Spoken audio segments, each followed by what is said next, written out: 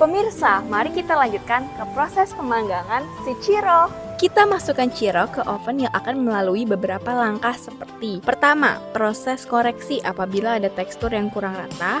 Yang kedua, proses masking pada velg, shock breaker, stir, dan lainnya. Ketiga, proses cat warna yang sudah diracik sebelumnya. Keempat, setelah itu sentuhan akhir lanjut ke proses cat varnish. Ini dia hasil dari pemanggangan si Chiro. Hasilnya sangat rupawan, Chiro jadi tampak berseri-seri dengan warna barunya. Bagaimana pemirsa? Mudah bukan merestorasi mobil tua? Nah, pemirsa, selanjutnya, Chiro akan masuk ke proses finishing sebelum parts-partsnya dirakit. Saksikan dan jadilah saksi perjalanan restorasi Chiro.